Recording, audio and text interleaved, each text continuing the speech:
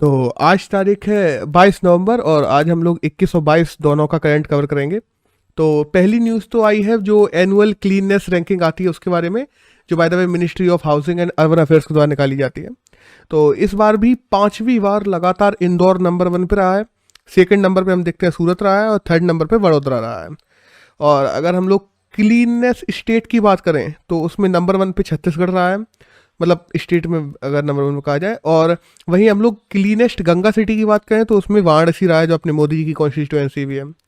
और अगर top 100 urban cities की बात करें जो क्लीनेस में टॉप पे रही हैं तो उसमें नंबर 1 पे महाराष्ट्र रहा है इस बार। By the way Madhya Pradesh रहता था हमेशा, इस बार महाराष्ट्र आया नंबर 1 पे।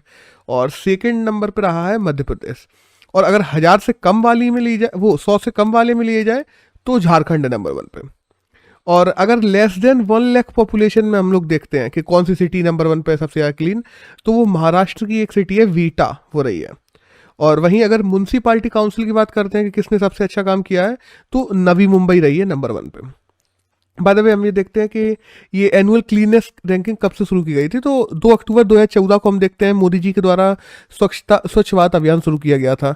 फिर बाद में इसी में 2 साल बाद स्वच्छ भारत अभियान के तहत ही एनुअल क्लीनेस रैंकिंग निकाली गई थी, जिसमें अलग अलग चीज़ों पे स्टार्स वगैरह ये सब चीज़ें दिए जाना शुरू कर दी गई थी। जैसे इस बार हम देखते हैं क्वालिटी काउंसिल ऑफ इंडिया जो है, उसके द्वारा ये पूरा सर्वे किया गया है, जिसमें से 342 सिटी हैं जिनको गार्बेज फ्री बताया गया है आउट ऑफ 4320 सिटीज़ में से। और जो स्टार रेटिंग प्रोटोकॉल होता है जिनमें गार्बेज में, उनमें 9 सिटीज़ है जिनको 5 स्टार रेटिंग मिली है गार्बेज कलेक्शन और रिसाइकिल करने में। तो यही सब चीज़ें बाद में शुरू की गई थी। और बाद में हम देखते हैं यही स्वच्छ भारत अभियान का नाम 2021-22 में आकर अभी दोबारा से 21 में 22 में दोबारा से लॉन्च किया जा रहा है इस स्कीम को, और स्वच्छ भारत 2.0 नाम से इसको लॉन्च किया जा रहा है। तो देखते हैं क्या होता है। तो दैट्स ऑल, बस यही थी एनुअल क्लीननेस रैंकिंग। इसमें यही कुछ डाटा था जो हमें जानना जरूरी है। एक नेक्स्ट न्यूज़ है जो आई है, आरबीआई ने अभी एक रिपोर्ट जारी की है इलीगल ऐप्स को लेके। है क्या ना ब्रो, कई ऐसे ऐप्स हैं ऐप स्टोर पे जो तुम्हें लोन वगैरह देते हैं। तो ऐसे 600 अलग अलग इलीगल लोन ऐप्स को मतलब आरबीआई ने लिस्ट किया है, पूरी एक लिस्ट जारी की है 600 ऐप्स की। ये लोग क्या करते हैं, डिजिटली लेंडिंग करते हैं और लोगों का डाटा एक्सेस कर लेते हैं पहली बात तो। और अगर लोगों को लोन देते भी हैं तो इतने हाई इंटरेस्ट पे देते हैं ना, 20-30% पे, मतलब सीधी सी बात है, लोगों को ठग रहे हैं। तो इन सबको लेके आरबीआई ने सचेत किया है कि ये लिस्ट है, ये सब फ्रॉड कर रहे हैं लोगों के साथ में, और इन ऐप से लोन्स नहीं लेने चाहिए। सीधी सी बात है, अगर वहाँ पे वो लोन तुम्हें दे रहे हैं तो पीछे कोई कंपनी नहीं बैठी है, पीछे कोई इंडिविजुअल बंदा या कोई एक प्राइवेट एंटिटी बैठी है जो तुम्हें लोन दे रही है। और देखो बेसिकली हम इतना तो जानते ही हैं, अगर 10% के ऊपर, इवन दो बैंकें भी तुम्हें लोन दे रही हैं, अगर 10% के ऊपर दे रही हैं तो ऐसे लोन नहीं लेने चाहिए। सीधी सी बात है, अगर 10% के ऊपर लोन है तो उसको तुम चुका नहीं पाओगे, बहुत बुरी हालत हो जाती है। अगर तुम मतलब सीधी सी बात है, बहुत ज़्यादा ही लोन होता चला जाता है ना फिर वो। और 10% से ऊपर लोन के बारे में एक डाटा भी आया था, आरबीआई का ही आया था पिछले साल, मुझे याद है कि ऐसे जितने भी लोन है जिस पे 10% से ज़्यादा इंटरेस्ट लगता है, वैसे 93% लोन्स कभी वापस नहीं आते। तो इतने बड़े लोन्स तो लेने भी नहीं चाहिए। एक नेक्स्ट न्यूज़ है जो वर्ल्ड हेरिटेज वीक को लेके आई है, जो अभी हम देखते हैं 19 से 25 नवंबर के बीच में मनाया जा रहा है। और हेरिटेज प्रिजर्व करने के लिए, हमारी जो हेरिटेज साइट्स हैं उनको प्रिजर्व करने के लिए, उनके प्रति अवेयरनेस बढ़ाने के लिए। और भारत में हम देखें तो जो आर्कियोलॉजिकल सर्वे ऑफ इंडिया, इसको द्वारा 3691 ऐसे मॉन्यूमेंट है जिनको हेरिटेज साइट्स में गिना जाता है। और एएसआई की बात करें तो डिपार्टमेंट ऑफ कल्चर के अंतर्गत आता है। 1861 में इसका स्थापना हुई थी अंग्रेजों के टाइम पे, और जो इसके पहले हेड थे वो अलेक्जेंडर कनिंगम थे। और वहीं हम बात करें हेरिटेज साइट्स में, यूनेस्को के द्वारा भी मान्यता प्राप्त साइट्स होती हैं जिनमें से 40 भारत में हैं। और यूनेस्को की बात करें तो 16 नवंबर 1945 को इसको स्थापना हुई थी, पेरिस में हेडक्वार्टर है, और आंड्रे हैं जो इसके डायरेक्टर जनरल हैं। और वहीं ये वर्ल्ड हेरिटेज वीक है, वर्ल्ड हेरिटेज डे अलग होता है जो 18 अप्रैल को आता है बाय द वे। एक नेक्स्ट न्यूज़ है जो आई है तमिलनाडु की जो फॉरेंसिक डीएनए पोर्टफोलियो है उसको लेके, कि तमिलनाडु पहला देश का ऐसा राज्य बन गया है जो लोगों के जैसे बच्चे हैं जो लापता हो जाते हैं उनको खोजने के लिए फॉरेंसिक डीएनए पोर्टफोलियो का भी यूज लेगा। होता क्या है ना कि जैसे तुम्हें कई बार कोई स्केलेटन्स मिले या कोई मरा हुआ मिला बच्चा, तुम्हें पता नहीं पड़ रहा है बच्चा किसका है, कैसा क्या है, तो जब तुम्हारे पास में एक डीएनए प्रोफाइल होगी किसी भी बच्चे की या उसके परिवार वालों की, तो तुम्हें आसानी रहती है पता लगाना लापता बच्चों का। और स्टालिन सीए में हम लोग जानते हैं। और थोड़ी अगर आप लोग बात करें कि डीएनए पोर्टफोलियो कैसे काम करता है, तो देखो बेसिकली ह्यूमन बॉडी में 30 ट्रिलियन से ज़्यादा सेल्स होती हैं। उस सेल के अंदर हम देखते हैं न्यूक्लियस होता है, न्यूक्लियस के अंदर क्रोमोसोम्स होते हैं और क्रोमोसोम में डीएनए पाए जाते हैं। डीएनए डाइहेड्रल होते हैं बेसिकली, जिनमें हाइड्रोजन बॉन्ड से जुड़े होते हैं, और न्यूक्लियोइड होते हैं जो उसमें तुम्हारी अनुवांशिकी क्रिया हो गई या अपने पिताजी से लिए हुए तुम्हारे अलग अलग बिहेवियर हो गए, तुम्हारी बॉडी स्ट्रक्चर हो गया, इन सब का डाटा इनकोड रहता है। और जो टीसीजी पेयर के रूप में काम करते हैं बेसिकली, ये तो टेंथ से सबको ही पढ़ाया जाता है, और इसी वजह से यही टीसीजी पेयर ही है जो इसको अनुवांशिकीय तुमसे और तुम्हारे पिताजी से तुम में ट्रांसफर करता है। और वहीं हम देखते हैं जो यूवी रेस हैं, जब हम देखते हैं ना कि यूवी रेस का असर पड़ गया तो ये बच्चे टेढ़े मेढ़े हो गए, पेट में ही थे, और जब बच्चा पैदा हुआ तो वो बच्चा टेढ़ा मेढ़ा हो गया, मानसिक रूप से अपंग हो गया, कुछ हो गया। इन्हीं टीसीजी पेयर्स में यूवी रेस की वजह से कभी कई बार डैमेज आ जाता है, जिस वजह से लोगों का डीएनए तक चेंज हो जाता है। तो दैट्स ऑल। एक नेक्स्ट न्यूज़ है जो आई है कृषि वैज्ञानिक स्वामीनाथन को लेके, कि हाल ही में हम देखते हैं 3 फार्म लॉस वापस लिए गए। तो कृषि वैज्ञानिक स्वामीनाथन है, उन्होंने इस चीज़ का बहुत समर्थन किया, उन्होंने कहा ये बहुत अच्छा हुआ है, और साथ ही साथ उन्होंने ये कहा कि हम लोगों की जो रिपोर्ट थी C2+50 की रिपोर्ट, उसको लागू कर देना चाहिए देश में जितनी जल्दी हो सके, क्योंकि फार्मर्स का कहना यही है तीनों लॉस को वापस लो और जो MSP है उसके लिए एक लॉ बनाया जाए। तो C2+50 क्या है और इसके तहत स्वामीनाथन की क्या रिपोर्ट आई थी, इसके बारे में हम बात कर ले रहे हैं। देखो बेसिकली क्या C2+50 क्या है, कि सीधी सी बात यह है कि जितना भी कॉस्ट आया है उस पर्टिकुलर चीज़ को बनाने में, उस पर्टिकुलर फूड को बनाने में या कोई भी क्रॉप को उगाने में, उसको उससे 50 रुपये ज़्यादा MSP रखी जानी चाहिए। अब C2 कैसे मापा जाता है? C2 में 2 चीज़ें होती हैं, AL और FL, और उसके बाद लेबर कॉस्ट चार्ज। अब देखो AL क्या होता है? AL का मतलब होता है ऑल एक्सपेंसेस, कि जितने भी खेत में लेने के लिए, बुआई के जितने भी रुपए लगे, पानी डालने के लिए जितने रुपए लगे, फर्टिलाइजर के जितने रुपए लगे, वो होता है AL। उसके बाद में आता है FL। FL उन लेबर्स में आते हैं, देखो एक तो ये लेबर होते हैं जो C2 में आते हैं, एक लेबर्स होते हैं जो FL में आते हैं। FL में वो लेबर्स आते हैं जो अनपेड लेबर्स होते हैं, जैसे तुमने अपनी फैमिली के मेंबर्स लगा लिए, तो उन्होंने कितना मेहनत की है उन सबको गणना की जाती है। उसके बाद में फिर C2 में AL, FL, और उसके बाद में जो लेवल चार्जेस, अगर तुमने फैमिली के मेंबर नहीं लगाए हैं तो अगर अलग से लेबर लगाए हैं तो वो, और साथ साथ में जो जमीन जिस पे तुम वो कर रहे हो उस जमीन का भी तो कुछ कॉस्ट होगा, उस कॉस्ट, इन सब चीज़ों को मिला के तब C2 निकाला जाता है। तो अगर बेसिकली C2 की बात करें तो C2 क्या है? AL plus FL plus labour cost plus जमीन का कॉस्ट, तब निकलता है C2।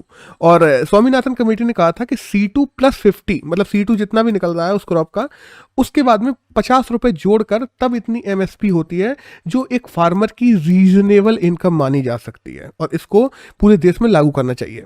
बात है अभी तक ये रिपोर्ट लागू नहीं हो पाई है, लेकिन जल्दी सरकार हो सकता है इस पर सोचे, क्योंकि अभी हाल में ये बहुत न्यूज़ में भी आ गया है। देखते हैं क्या होता है। एक नेक्स्ट न्यूज़ है जो आज के हिंदू में आई है। बेसिकली पहली डेमोक्रेसी समिट होने वाली है जो कि US ऑर्गेनाइज कर रहा है। अब इस डेमोक्रेसी समिट में हम देखते हैं 100 से ज़्यादा अलग अलग देशों को बुलाया जाएगा, और चाइना और रशिया ऑब्वियसली नॉट इनवाइटेड। और 3 थीम्स हैं बेसिकली, ऑथोरिटेरियन के अगेंस्ट जो डिफेंस करना है, करप्शन से फाइट करना है, और ह्यूमन राइट्स को प्रमोट करना है। इन तीनों पे लेके इसमें बात होगी। सिविल सोसाइटीज हुई, फिलेंथ्रेपीज हुई, और इन सब लोगों को भी बुलाया जाएगा।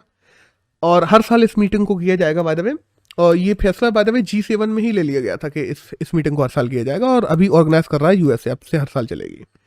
और जो हम देखते हैं ना कि इंडिया को स्क्रूटनिंग कंट्रीज ऑफ डेमोक्रेसी में डाल दिया गया है इस मीटिंग में। अब स्क्रूटनिंग क्यों है?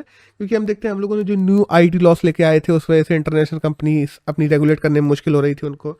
ऊपर से उसी के बाद जो जम्मू कश्मीर में अभी सिनेरियो चला है हमारा, और अभी भी चलता ही रहता है पिछले कई सालों से, तो इन सब को लेके इंडिया को काफ़ी बैकलैश भी झेलना पड़ता है। तो इन्हीं वजह से हम देखते हैं कि डेमोक्रेसी रैंकिंग में भी इंडिया 14वें नंबर से घसट के 53वें नंबर पे पहुंच चुका है, जिसमें टॉप में नॉर्वे और आइसलैंड है बाय द वे। तो दैट्स ऑल, बस यही कुछ न्यूज़ थी। एक नेक्स्ट न्यूज़ है जो आई है श्रीलंका के फर्टिलाइजर बैन को लेके। श्रीलंका ने हम देखते हैं कुछ दिनों पहले जारी किया था कि फर्टिलाइज़र जो है वो हम बैन कर रहे हैं, और हमारे यहाँ केवल ऑर्गेनिक फर्टिलाइजर्स का यूज होगा, ऑर्गेनिक फार्मिंग करेंगे, हम पहला ऐसा नेशन बनेंगे जो ऑर्गेनिक फार्मिंग ही करता रहता है। इस पूरी चीज़ को श्रीलंका ने त्याग दिया, क्योंकि श्रीलंका में हो क्या रहा है ना, श्रीलंका में लगातार चीज़ों के प्राइसेस बढ़ते चले जा रहे हैं, लोगों पे खाने के लिए खाना नहीं है, और ऐसे में वो ऑर्गेनिक फार्मिंग करने बैठे थे। तो सिंपल सी बात है, श्रीलंका सरकार ने कह दिया कि इस पर हम अब फ्यूचर में सोचेंगे कि ऑर्गेनिक कंट्री बनने का, लेकिन अभी हम नहीं बन रहे हैं, उस पूरी चीज़ को ही त्याग दिया गया है। तो दैट्स ऑल। एक नेक्स्ट न्यूज़ है जो आई है बिटकॉइन सिटी को लेके, कि एल सैल्वाडोर हम लोग जानते हैं जो कि एक बेसिकली लैटिन अमेरिकन कंट्री है एल सल्वाडोर, उसने अपने यहाँ लीगल टेंडर भी कर दिया था बिटकॉइन को बाय द वे। तो उसने ये कह दिया है कि बिटकॉइन सिटी के नाम से एक जगह बनाएगी वो, जहाँ पे लोग आके घूम सकेंगे, और बिटकॉइन सिटी एक बनाई जाएगी एल सल्वाडोर में अलग से। और एल सल्वाडोर में बेसिकली स्पेनिश बोली जाती है, और जो जा सल्वाडोर है जो वहाँ की वो है कैपिटल, दैट्स ऑल। एक नेक्स्ट न्यूज़ है जो जेरेव को लेके आई है कि अभी एटीपी फाइनल में जो टेनिस का टूर्नामेंट होता है बाय द वे, उसको जेरेव ने जीत लिया है डेजियल को हराते हुए हम लोगों ने देखा। और कुछ दिनों पहले हम लोग देखते हैं कि जेरेव ने जोकोविच को भी हरा दिया था। तो जेरेव अभी हाल में बहुत ज़्यादा नाम चल भी रहे हैं, और जेरेव ने अभी हम देखते हैं कि ओलंपिक में गोल्ड मेडल भी जीता था। तो जेरेव अभी 24 साल के हैं मात्र, तो जिस हिसाब से वो आगे बढ़ रहे हैं, लोगों का मानना ये है कि चाहे जोकोविच हो गए, चाहे हम लोग और टेनिस के तीन त्रिमूर्ति की सब लोग जानते ही हैं कौन है, तो उन सबको ही पीछे छोड़ देंगे अगर जेरेव इसी तरीके से आगे बढ़ते रहे तो। एक नेक्स्ट न्यूज़ है वो ये लुइस हैमिल्टन को लेके। देखो बेसिकली जितने भी मोटर जीपीस होती हैं सब दो ही लोग हैं, एक तो लुइस हैमिल्टन हो गए, और अब हम जानते हैं दूसरे जो वेस्टनर है वो हो गए। लुइस हैमिल्टन मर्सिडीज कंपनी से हैं, जो मर्सिडीज गाड़ी चलाते हैं, और वेस्टर्न जो है वो रेड बुल की गाड़ी चलाते हैं। जितने भी मोटो जीपी से यही दोनों लोग जीतते हैं पूरी दुनिया में, ठीक है। लेकिन और इसीलिए इसको पेपर में पूछा भी नहीं जाता बाय द वे, और ऐसी कोई बड़ी न्यूज़ भी नहीं है। लेकिन ये अब क्यों पूछा जा सकता है, इस बार थोड़ा एक अलग चीज़ हो गई। लुइस हैमिल्टन ने एक अलग प्रकार का हेलमेट पहना था इस बार, जो अभी कतर जीपी चल रही थी उसमें, और उन्होंने वहाँ पे LGBT कम्युनिटी को प्रमोट करने के लिए, सेकुलरिज्म को प्रमोट करने के लिए, इन सब के लिए वहाँ पे बहुत सारे भाषण भी दिए हैं लुइस हैमिल्टन ने, और उसके बाद में उन्होंने कतर जीपी जीत भी लिया है।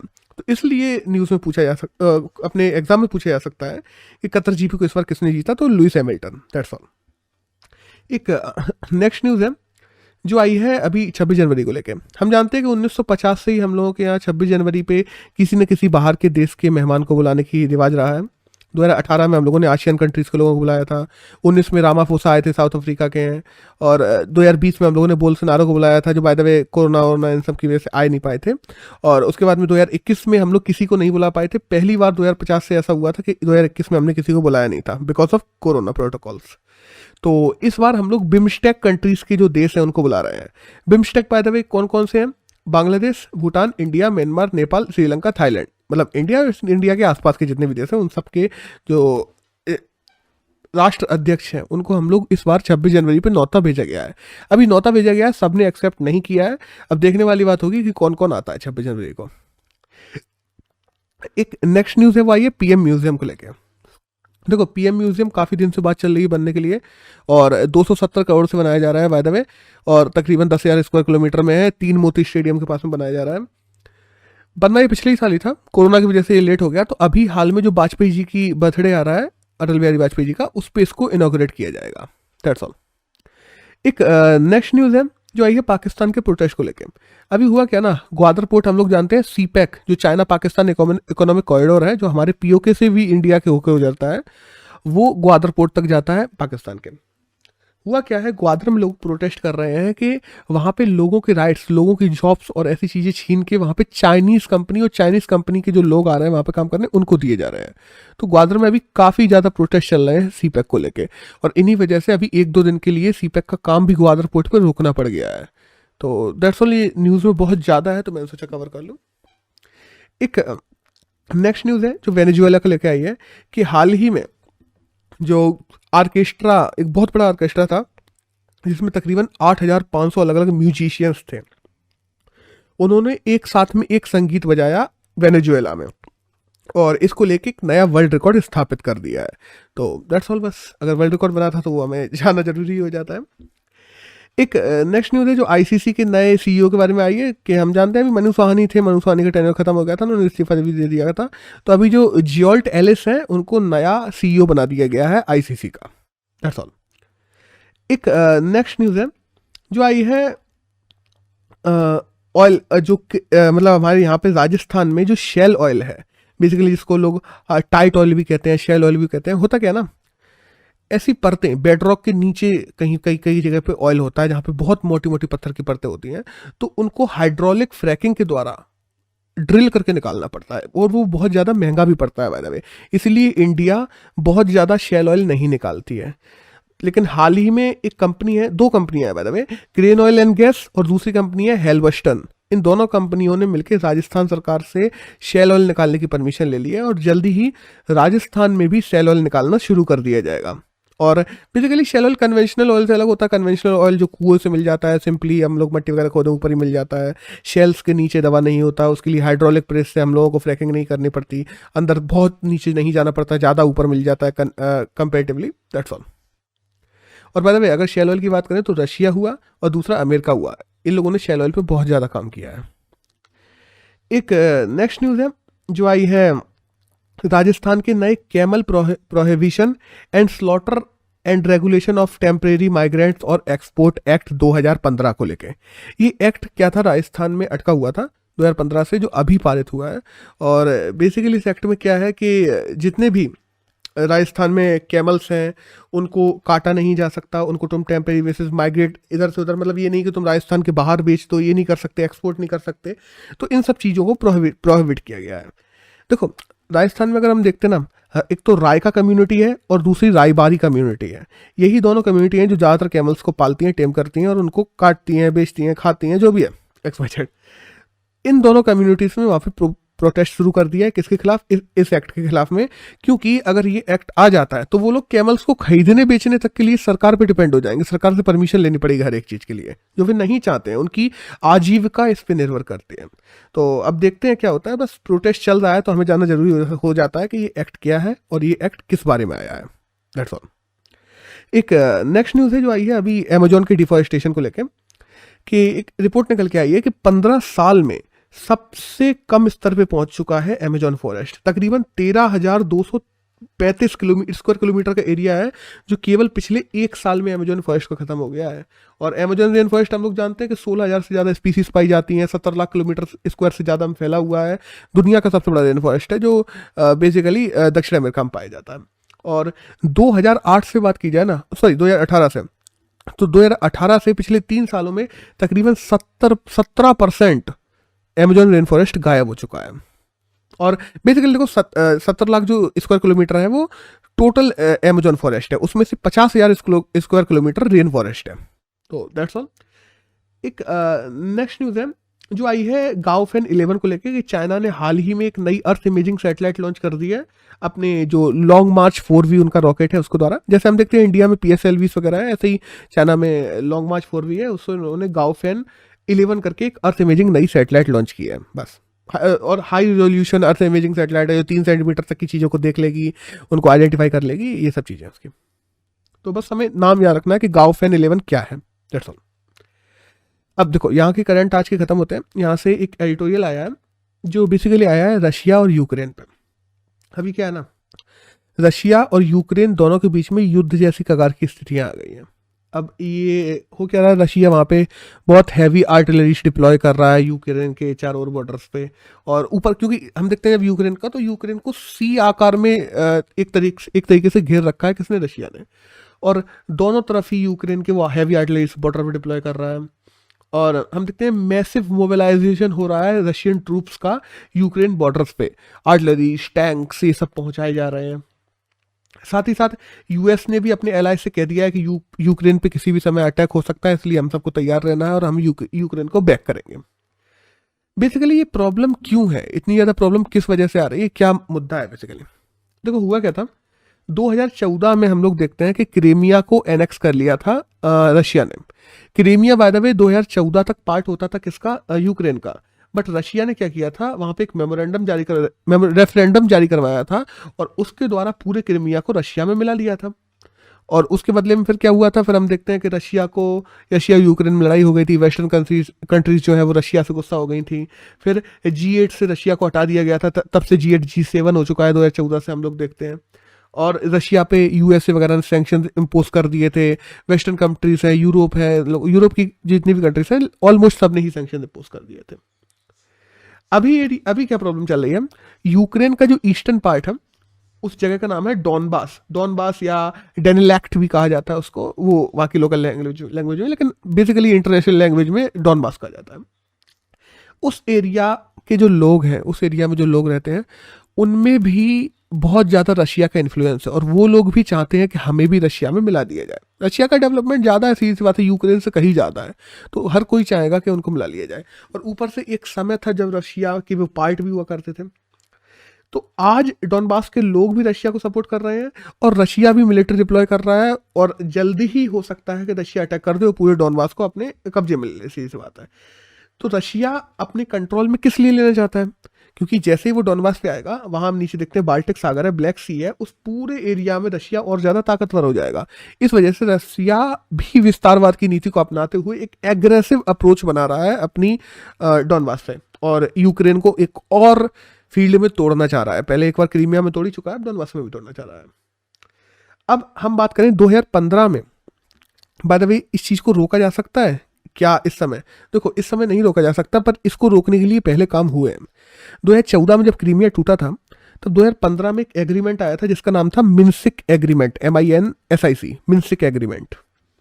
मिन्सिक एग्रीमेंट बेसिकली क्या हुआ था, उसमें एक आ गया था कि रशिया और यूक्रेन के बीच में एक बफर जोन बनेगा। उस बफर जोन को दोनों देश की सेनाएं जो होंगी वो प्रोटेक्ट करेंगी और किसी भी प्रकार की एक दूसरे में वो लोग हस्तक्षेप नहीं करेंगे। और इस पूरे जो एग्रीमेंट है इसको बनाया था जर्मनी और फ्रांस ने मीडिएट करके। बेसिकली रशिया तैयार था उस पर साइन करने के लिए, लेकिन यूक्रेन का कहना यह था कि जो क्रीमिया हमसे गया है वो भी हमारा ही पार्ट है, हमें इस प्रकार के किसी भी मेमोरेंडम की जरूरत नहीं है और हमें जो हमारा पार्ट गया है वो भी रशिया वापस लौटाए।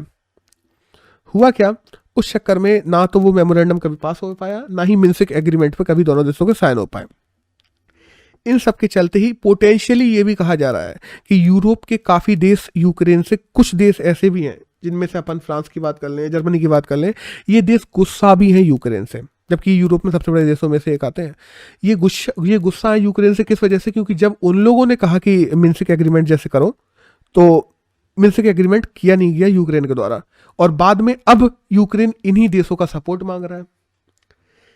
अब ये पूरी सिचुएशन एक पोटेंशियल वॉर सिचुएशन के बीच में आ गई है और इसमें वेस्टर्न इन्वॉल्वमेंट और ज़्यादा बढ़ता जा रहा है। और अगर ये वॉर होती है तो हम देखते हैं यूके और रशिया के बीच की एक फील्ड ज़्यादा बन जाएगी, दूसरे देश में जाके लड़ेंगे और यूके और रशिया लड़ेंगे, ये वॉर जोन में वो उन दोनों की फील्ड ज़्यादा बन जाएगी।